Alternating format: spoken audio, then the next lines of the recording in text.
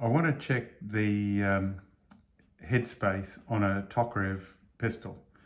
Tokarevs, a lot of these pistols, including this one, this pistol is a very early model, but it was used probably extensively during World War II and it's been refurbished afterwards. And so often a pistol, military surplus one, can be more important to check the headspace because it's been reworked and you don't know whether the barrel has been fitted exactly right.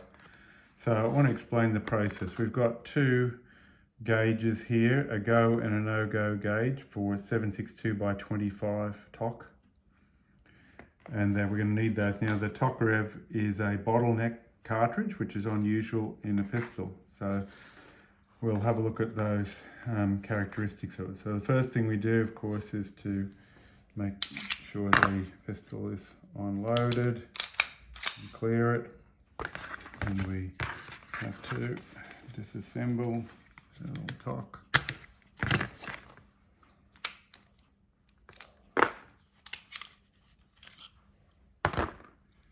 And we take out the spring.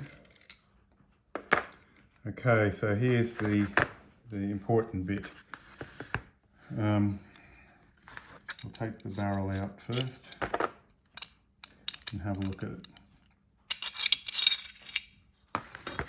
Okay, so in your barrel, down in the chamber, we've got our two gauges.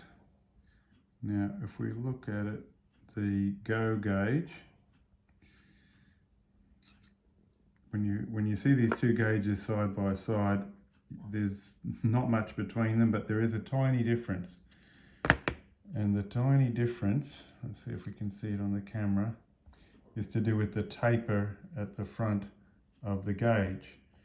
Now one gauge is cut back a little bit more than the other, and so that gauge will then seep more deeply into the chamber.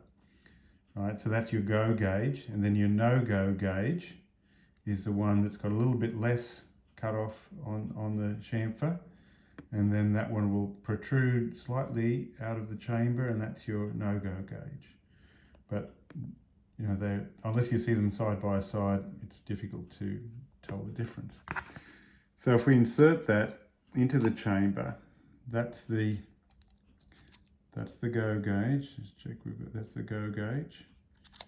Now when we insert it, you can see this has got a little rim around it, and if you look at it very carefully, you can see that the edge of the rim that's been cut out there is sitting just down a little bit. Now if we swap that over and we put in the no-go gauge, you'll see it's up. You can see a tiny little gap around the top there, so it's not sitting in quite as much.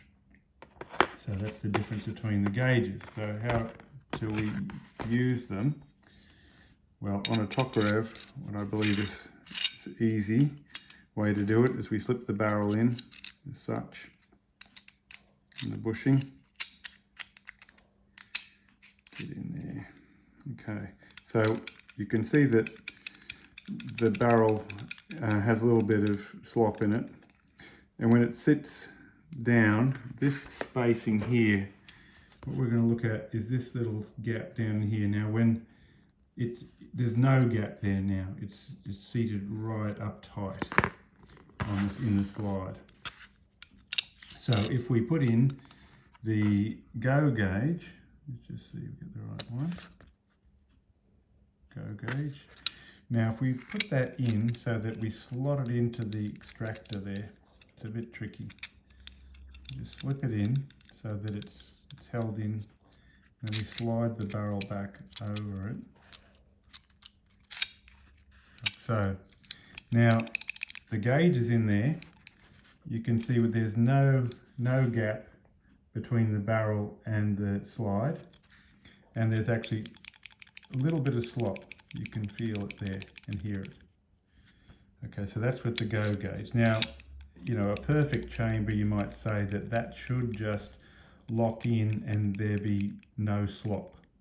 Okay, but this, of course, is a military pistol. It's got extra clearance in it. So then we put in the no-go one. Get it in there. It's a bit of a, oops. Just got to slip it in there behind the extractor. There we go. Now we put that one in and you can see it's tight. Now it's tight. And then actually you can see here too that the barrel is not seating completely. There's a tiny little gap down here. So that's with the no-go gauge. So that's what you expect to see in a pistol where the headspace is correct.